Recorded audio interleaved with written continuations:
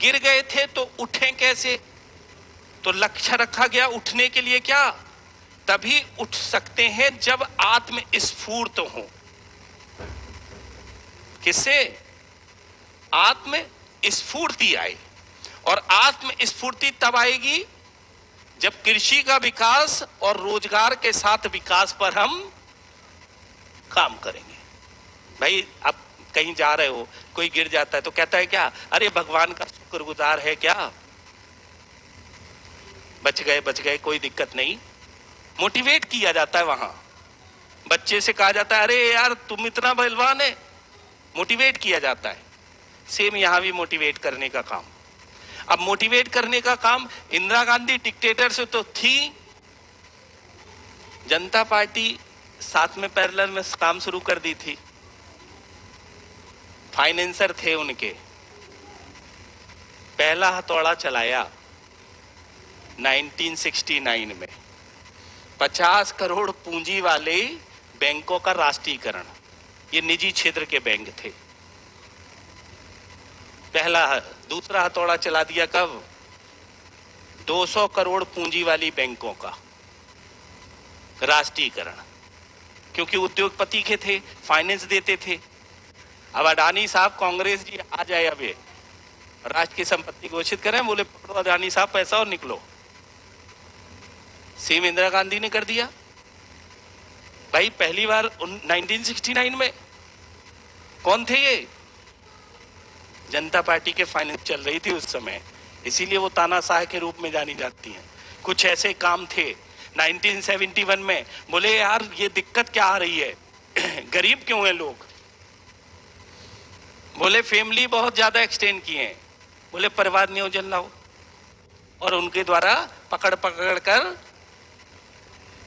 कार्यक्रम, आपको पता ही है कितनी तेजी से वो फैला था।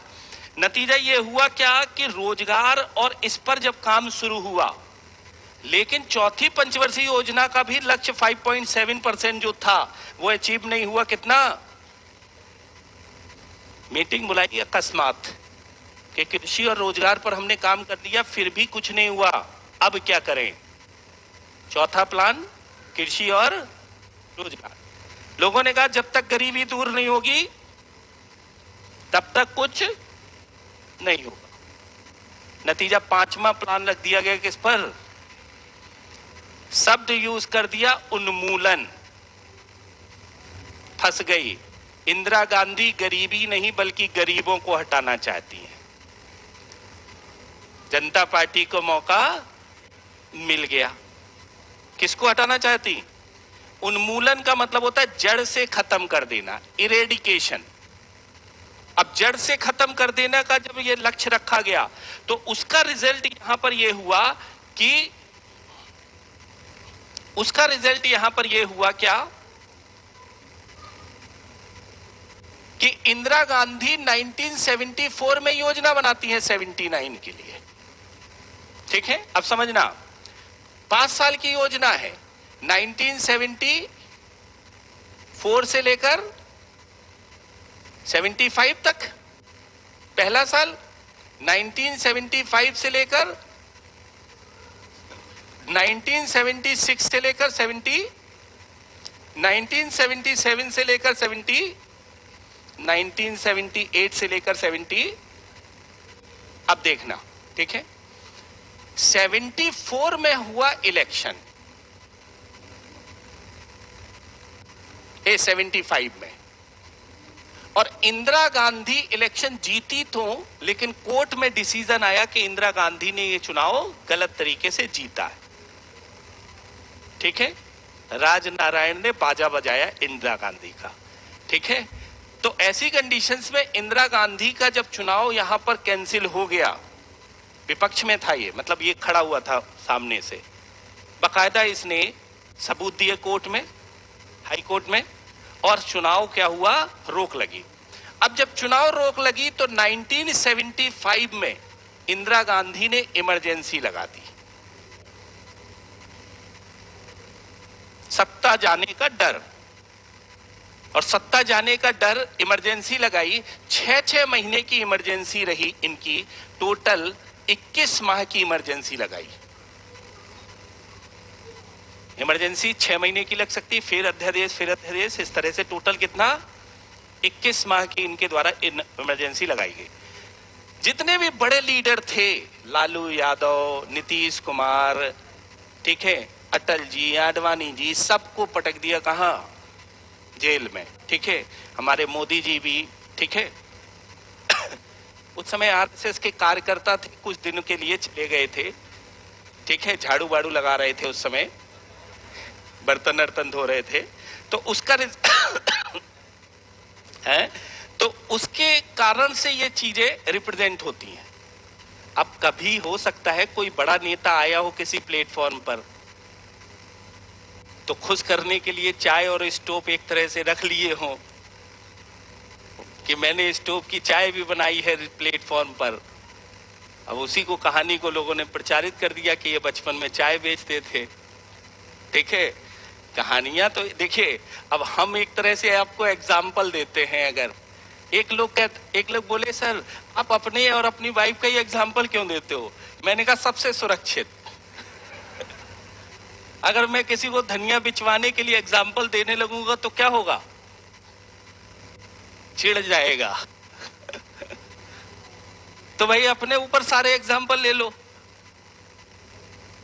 किसी को बुरा भी नहीं लगेगा, और धर्म पत्नी तक रिकॉर्डिंग नहीं जाएगी। तो उनको शामिल कर लेता हूं एग्जाम्पल में। चौथा, भाई देखिए कई जगह पढ़ाने पर जाने किसको क्या बुरा लग जाए, जो है ना, स्वाभिमान ना होते हुए भी अपने आप का स्वाभिमान जगाने की कोशिश करने लगते कुछ लोग। कि मैं एक तरह से मेरा स्वाभिमान हर्ट हो गया,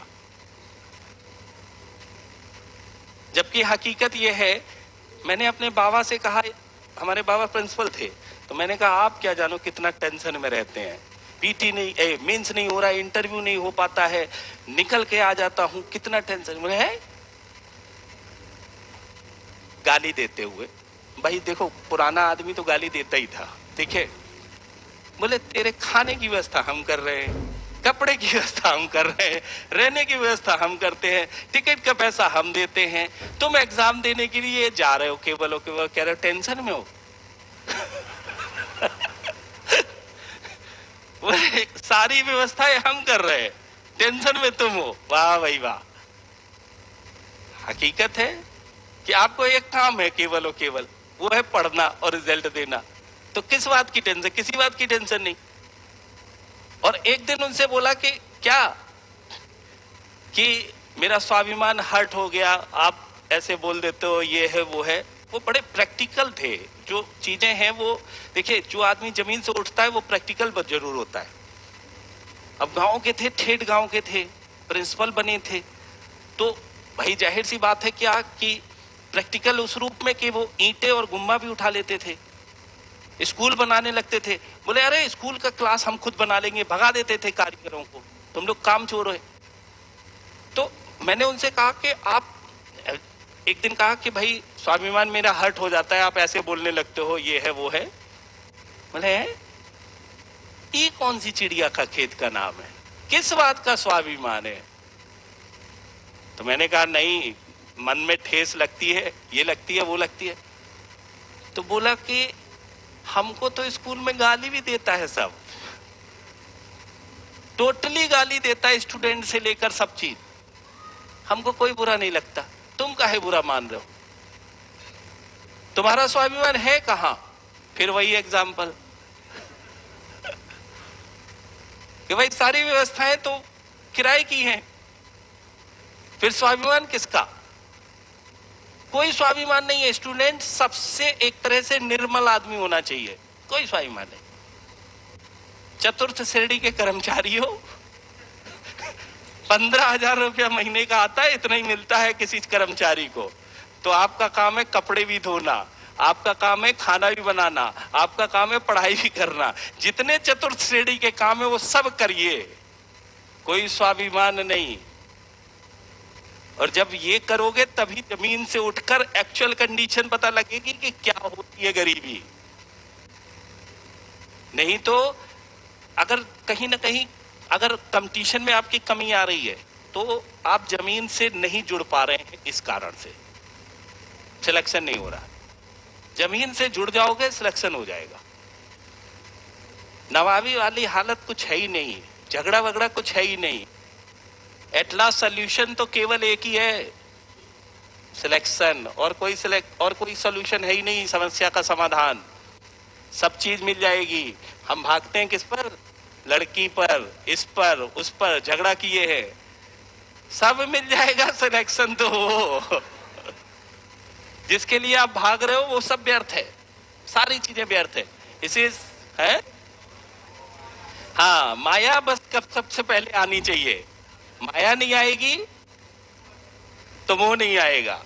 ठीक है, क्लियर हो गया। 1975 में इलेक्शन, इंदिरा गांधी चुनाव हारी। अब 1977 में कोर्ट ने ये डिसीजन दिया इलेक्शन होना चाहिए। अब बहुत समय हो गया। नतीजा, इलेक्शन हुए 1977 में, जनता पार्टी की सरकार बनी।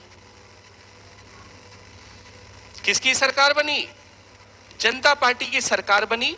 मोरारजी देसाई यहां पर कौन बनाए गए? ठीक है, अब इंदिरा गांधी गई जेल।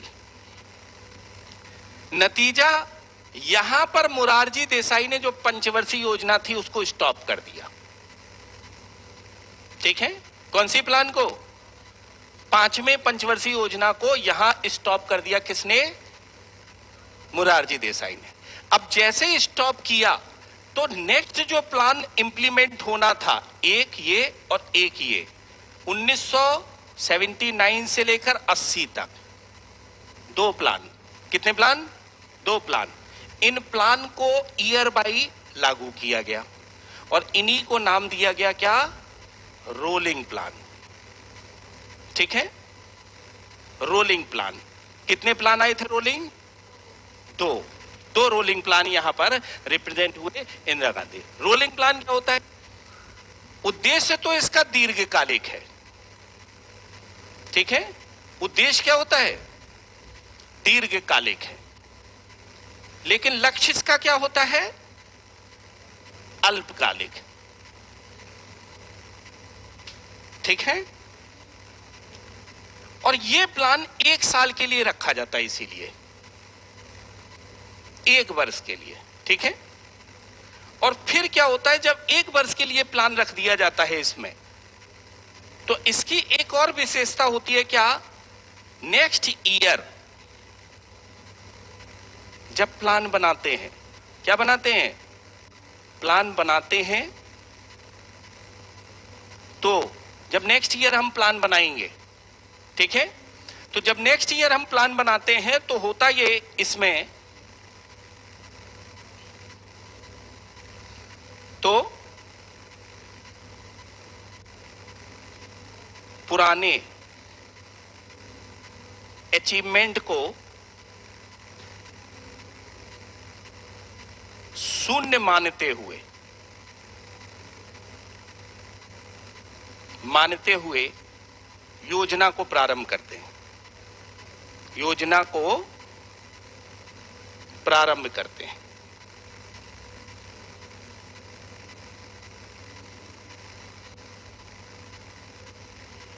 क्लियर? जैसे इस बार आपने अचीवमेंट किया पीसीएस में, प्री। ठीक है, अब प्री अगर आपका पीसीएस निकला या फिर आरओ निकला, ठीक है, यहां, और अगर नहीं निकला तो 2 कंडीशन है ना, एक तो होगा, एक तो नहीं होगा। ठीक है, अगर नहीं निकला तो ऐसी कंडीशंस में नेक्स्ट ईयर के लिए प्लान जब आप बना रहे हो तो पुराने अचीवमेंट को क्या कर लो? नहीं मुझे तो हिस्ट्री आती है, मैं नहीं पढ़ूंगा। नहीं मुझे ज्योग्राफी आती है, मैं नहीं पढ़ूंगा। मुझे तो साइंस आती है, मैं नहीं पढ़ूंगा। सिलेक्शन सबको 0 मान लो, कुछ नहीं आता मुझे। और नई किताबें खरीदो, नए टारगेट सेट करो, और नए टारगेट सेट करके गोल नए रखो और अचीवमेंट लेने की कोशिश करो। क्लियर हुआ? इससे क्या होगा? पुरानी किताबों को आप पढ़ते हो तो उतनी एनर्जी नहीं आएगी, नई किताबों को पढ़ोगे तो आप एक किताब जो पुरानी है उसको पढ़ लो और एक नई खरीद लाओ। तो जब नए ढंग से आप किसी प्लान को प्रेजेंट कर दोगे, पुराने ही प्लान को, है तो किताब वही, किताब में कितना चेंज हुआ होगा, 2-3 चीजें, पूरी की पूरी किताब तो वही होगी। तो नए जब प्लान को एक तरह से चेंज कर दोगे तो उस कंडीशन में क्या होगा, एक एनर्जी आएगी कि यार ये क्या आयुष्मान भारत जैसी योजनाएं पहले नहीं थी भाई, पहले थी क्या? रोजगार के संदर्भ में प्लान नहीं था, हमने उसमें क्या जोड़ दिया, बस गारंटी जोड़ दी, गारंटी जोड़ दी, बोले मनरेगा हो गया। था ऐसा कोई प्लान ही नहीं है जो पहले पूर्व में ना लागू किया गया हो। नए प्लान के साथ जब लोग आ गया तो लोगों को दिलचस्पी बढ़ी, अच्छा ये ऐसा प्लान है, अच्छा ऐसा प्लान है, अच्छा ऐसा प्लान है। तो पुराने टारगेट को क्या किया गया, 0 मान लो, नए टारगेट सेट करो, और नए टारगेट सेट करो तो वही प्लान क्या कहलाता है, उद्देश्य क्या है, फायदा इसका क्या होता है, फायदा इसका ये होगा क्या कि जब होता क्या है कि हम किसी प्लान को जब इंप्लीमेंट करते थे तो कितने साल का था वो, 5 साल का। अब देखो एक समस्या है भारत में, समस्या क्या है, बजट कब आता है, बजट मान लेते हैं क्या 74, 75, या फिर अभी का ही ले लो 2023-24, 2024-25 और 2022-23। अभी देखना, ठीक है, दिक्कत क्या है भारत में। 2024-25 का जब बजट आएगा तो कब आएगा,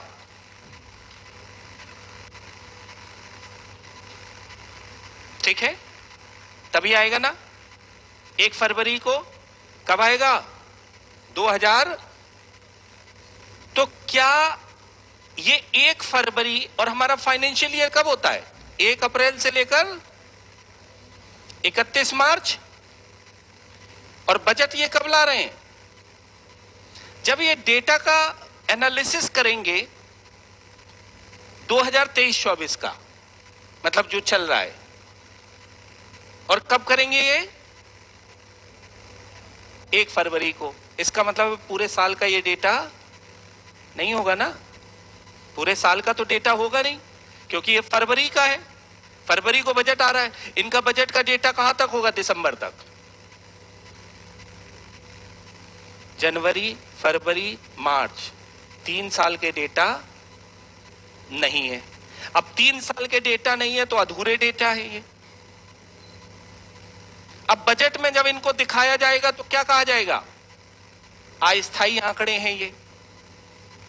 जब अस्थायी आंकड़े हैं, जब ये आंकड़े गवर्नमेंट देखेगी तो कहेगी क्या, ये भैया अचीवमेंट इतना क्यों नहीं हुआ, तो ये बच सकते हैं क्या, इसमें 3 महीने का साहब जुड़ा नहीं है, जुड़ जाएगा तो हम पहुंच जाएंगे, हमारी इस समय बहुत अच्छी प्रगति हुई। और ये वाला डेटा एक तरह से पूरा आएगा, ठीक है, अर्थात 1 फरवरी, 1 मार्च, 1 अप्रैल से 31 मार्च 2023 तक का आंकड़ा देखा जाएगा बजट में जो पूरा होगा। इसका मतलब है 2 साल पुराने आंकड़ों का हम एनालिसिस कर रहे हैं, और 2 साल पुराने आंकड़ों का एनालिसिस कर रहे हैं, तो फिर जब ये सरकार कहेगी कि 2 साल पुराने आंकड़े क्यों खराब हुए, तो ये कह देंगे साहब पुरानी बात हो गई, अब तो बहुत अच्छा आगा, आप काहे चिंता कर रहे हो। बच गया ना अधिकारी, बच गया ना, क्योंकि हमारे यहाँ आंकड़े में दिक्कत है ना। 2025 का बजट फरवरी में पूरा तो होगा नहीं ना, इसमें दिसंबर तक के आंकड़े इकट्ठे कर पाएंगे, नवंबर या दिसंबर तक। अगर नवंबर तक कर पाते हैं तो जनवरी, फरवरी और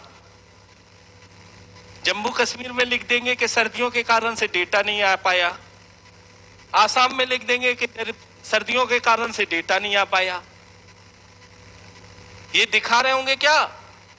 पुराने आंकड़े इस बजट में जो पूर्ण है, और पुराने आंकड़े एक तरह से पूर्ण है, तो ये एक तरह से जब आंकड़े दिखा रहे होंगे तो ऐसी कंडीशंस में क्या होगा, हम बजट बना रहे होंगे 25 के लिए और आंकड़े का एनालिसिस कर रहे होंगे 22 का। बजट बना रहे हैं 25 के लिए और आंकड़ों का एनालिसिस कर रहे हैं, तो तारतम्यता तो कभी बजट में बन ही नहीं सकती है। अब एक साल में ही रिपोर्ट कार्ड देखेंगे, रोलिंग प्लान, एक साल में ही रिपोर्ट कार्ड देखेंगे। अब एक साल में रिपोर्ट कार्ड जब तैयार होगा तो एक प्रेशर होगा ना, माँ बाप ये कहते हैं कि बेटा 5 साल तैयारी के लिए या 10 साल एक तरह से लगे रहना, हम तुम्हारे साथ खड़े हैं। अन्याय कर रहे हैं, वो साथ ही खड़े रह जाएंगे, फिर लड़का आगे नहीं निकल पाएगा। साथ नहीं खड़े होना है, धक्का देना है, कूद बेटा। भाई साथ खड़े होने का क्या मतलब है यार? साथ खड़े होने का मतलब ये नहीं है कि आप उससे कहो कि आप धैर्य से तैयारी करो, कि हम साथ खड़े हैं, आप चिंता मत करो। धक्का दो उसको, उससे कहो कहां है रिजल्ट। जब तक भाई आप पे दायित्व नहीं आएगा, एक बार शर्म से आंखें नहीं झुकेंगी, तब क्या होगा? वो रिजल्ट के बारे में आप सोच ही नहीं सकते। तो ये तो एक तरह से करना पड़ेगा, ये तो करना ही पड़ेगा। हम तो भाई अपने बच्चों से पूछते हैं कहां चल रहा, नहीं अगर पूछेंगे तो रटेंगे नहीं। यही तो गलती हुई कि मेरे माँ बाप ने कभी कॉपी उठा के देखा ही नहीं क्या पढ़ रहा है। जो पढ़ रहे हैं वो पढ़ रहे हैं, और लास्ट में आके एक कुंजी खरीद ली, पास हो गए। लेकिन आज की जनरेशन और पहले की जनरेशन में अंतर है। हम अभी जो चीजें आप लोगों को पढ़ा रहे हैं वो 9th क्लास 10th क्लास में बच्चा पढ़ लेता है, एनसीईआरटी वाला, और उसको पढ़ने की जरूरत नहीं होती, और जब वो कोचिंग करने जाता है तो एक अलग लेवल पर बैठता है। अंतर है इसी पढ़ाई में, यही तो है सब, सारा सिलेबस यही है।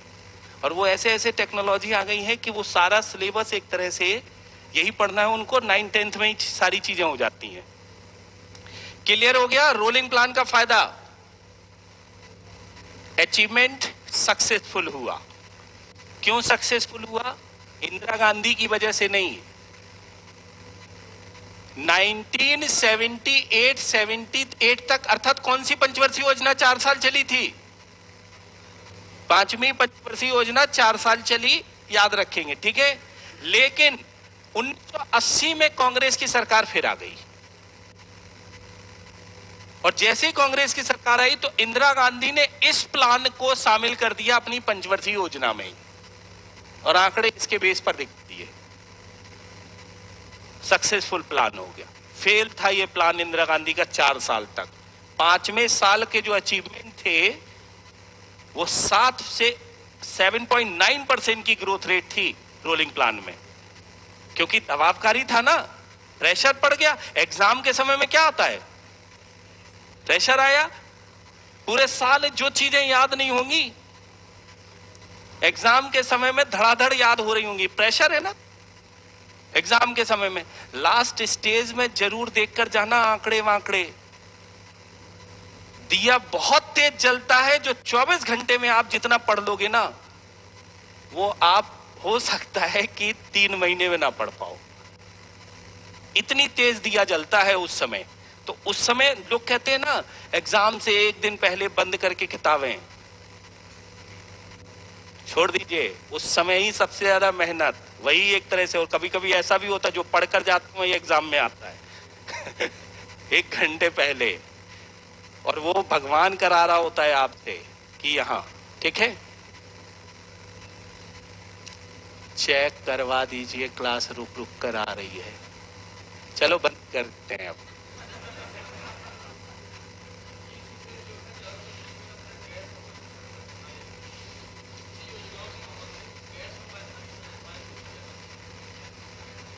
लिखा तो दिया, जो संविधान में जिसका उल्लेख नहीं है गैर संवैधानिक है।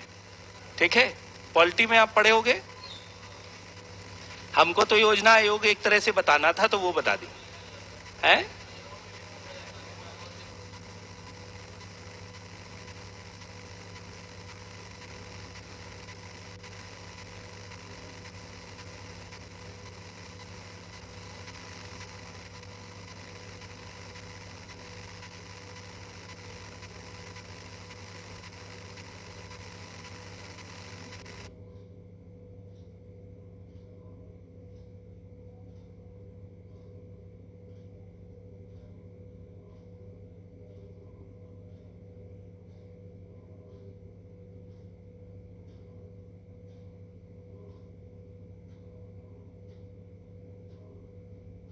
कौन उलझे?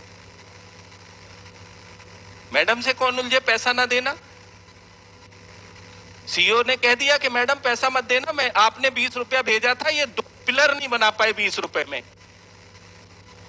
अगली किस्त इनको तब तक मत देना जब तक हम ना कहें। इनकी रिपोर्ट नहीं आई। निर्मला मैडम, हाँ ठीक है नहीं देंगे, चिंता मत करिए। अब सचिव साहब, जाहिर सी बात है क्या कि जब फाइनेंस रुकवा देंगे सीईओ साहब तो ऑटोमेटिकली एक ऊपर से प्रेशर गिरना शुरू हो जाएगा कि जल्द से जल्द पुल बनाओ। और मुख्यमंत्री जब जाएंगे तो यही सीईओ उनको कहानी सुनाएगा कि साहब आपके यहाँ 20 रुपया दिया गया था, 2 पिलर नहीं बना पाए आपके अधिकारी, और आप कह रहे हो हम विकास के लिए पैसा नहीं दे रहे हैं। आज कोई सरकार नहीं कहती है कि केंद्र हमको विकास के लिए पैसा नहीं दे रहा है, कहती है?